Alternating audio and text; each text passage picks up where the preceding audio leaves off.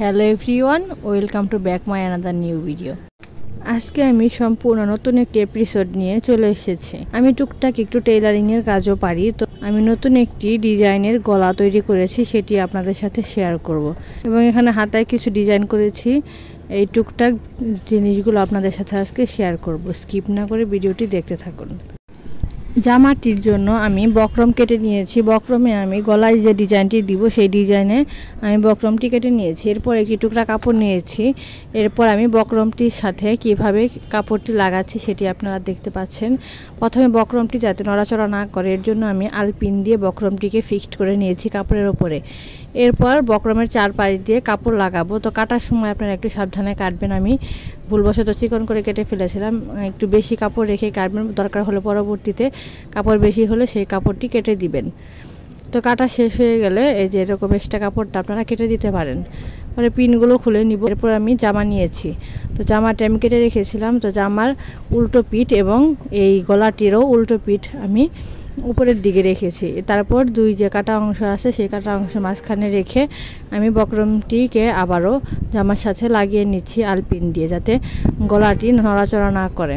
তো গলার ডিজাইনটি জামার ওপরে ফিক্সড করে নেওয়ার পর আমি এখানে সেলাই করে নিব। তো সেলাইটি আপনাদের দেখাইনি, ভিডিওটি লং হয়ে যাবে এর জন্য। তো সেলাই করার পর আমি 1/2 ইঞ্চি পরিমাণ কাপড় রেখে গলাটি কেটে নেব। তো কেটে নেওয়ার পর এখানে যে এক্সট্রা যে কাপড়টা রেখেছিলাম সেই কাপড়টাতে ছোট ছোট করে কাট দিয়ে দিতে হবে, নয়তো বা ভাঁজ করার সময় এখানে সঠিকভাবে ফিনিশিংটা আসবে না। তো যেহেতু কোনা আছে, ওই কোনা ভাঙার জন্য ওখানে কাপড়টি ভালো করে কোনো জিনিস দিয়ে ভালো করে সাইজ করে নিতে হবে। তো সাইজ করার পর দেখবেন জামার যে গলাটি আপনি চাচ্ছেন সেই গলাটি আপনি সুন্দরভাবে পেয়ে যাবেন। তো এরপরে গলাতে একটি চাপ সেলাই দিয়ে নিতে হবে, নয়তো গলাটা ফিক্সড থাকবে না।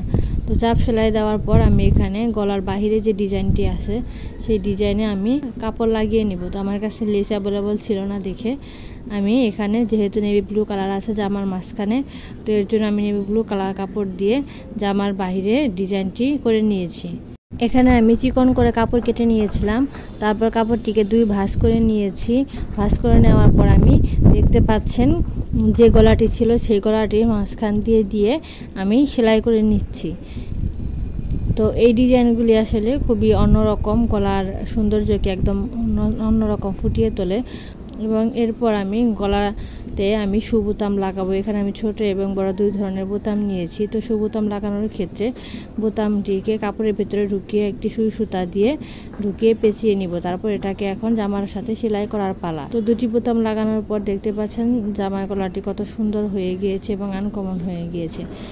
এই জামাটি আপনি টেইলার্সে যদি বানাতে যেতেন তাহলে আপনাকে কমপক্ষে 250 থেকে 300 টাকা গুনতে হতো। আর বাড়িতে যদি আপনারা একটু কাজ করতে জানেন তাহলে কিন্তু ঘরে বসে ডিজাইনের জামা কিনেই পরতে পারবে। সেক্ষেত্রে শুধুমাত্র কাপড়ের টাকাটাই খরচ হবে। তো আমার অনেক ইচ্ছা ছিল একজন মেয়ে হিসাবে সব ধরনের কাজ শেখার। তো ঈশ্বর আমার সেই ইচ্ছা পূরণ করেছে।